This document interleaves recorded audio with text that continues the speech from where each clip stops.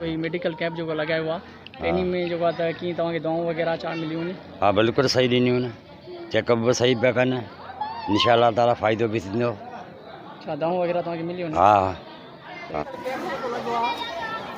दवाऊं वगैरह तव्हांखे मिली हुई, तव्हांखे छा तकलीफ़ हो?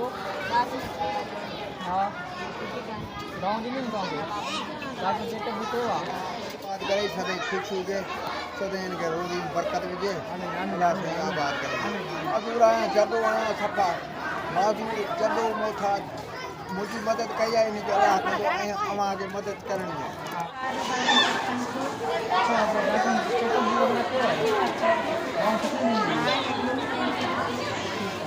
हिते मेडिकल जो कैंप जो लगाया हुआ इन में तव्हांखे दवाऊं वगैरह तव्हांखे मिलियूं, तव्हांखे कहिड़ी तकलीफ़ हुई? मिलियो तकलीफ़ बि का कोन्हे, जेका असां ॿुधाई असांखे दवा मिली आहे, हाणे अलाह साईं शफ़ा ॾींदो।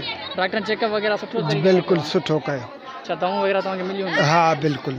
ॿियो कंहिं मेडिकल कैंप हिते लगाई आहे या डॉक्टर वगैरह आया ने? न कोन आया, सिर्फ़ होम्योपैथिक वारा ई? हाँ इहे हाँ माना अॻु में केर बि हिते कोन आयो? न अॻु में केरु कोन आयो। मेडिकल कैंप जो लगाया हुआ इन में तव्हांखे दवाऊं वगैरह तव्हांखे मिलियूं नी? हाँ मिलियो आहे।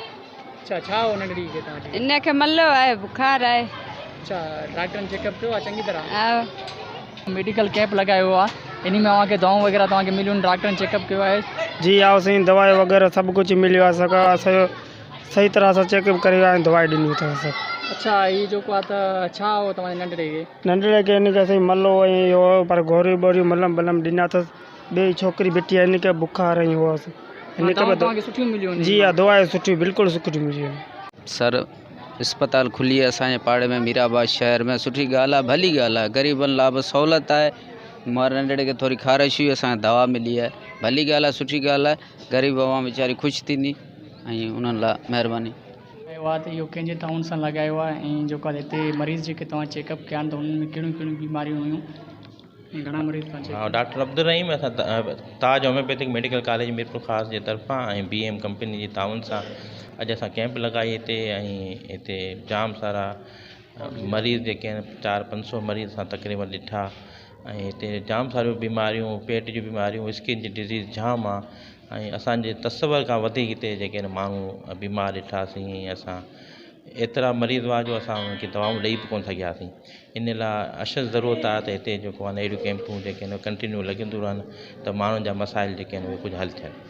हिते तव्हांखे सभ खां वधीक कहिड़ी बीमारी तव्हांखे ॾिसण? सभ खां वधीक पेट जी बीमारियूं ऐं पेट जी बीमारियूं, स्किन डिज़ीज़ ऐं बुखार, इहे टे मलेरिया जेको आहे उहो जाम वधीक नज़र आयो, ऐं स्किन डिज़ीज़ सभ खां वधीक मूंखे नज़र आई हिते।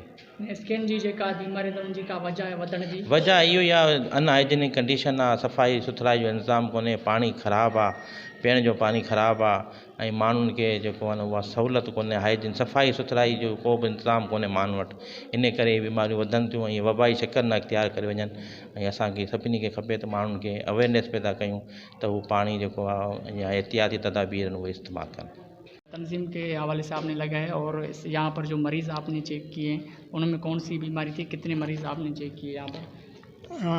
मैं BM प्राइवेट लिमिटेड जो कंपनी है होम्योपैथिक की, उसकी तरफ से पूरे सिंध में फ्री मेडिकल कैंप ऑर्गेनाइज़ कर रहा हूँ।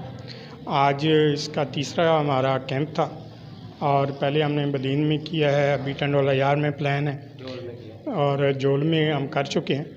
तो ये एक हमारे जो चीफ़ एग्जीक्यूटिव हैं डॉक्टर मानुल्लाह बिस्मिल साहब, उनकी तरफ से स्पेशल इंस्ट्रक्शन है कि आप इंटीरियर में हर जगह पे जाएं जहाँ पे ज़्यादा जो फैसिलिटी नहीं है उन लोगों को फ्री मेडिकल फैसिलिटी दें, मेडिसिन दें।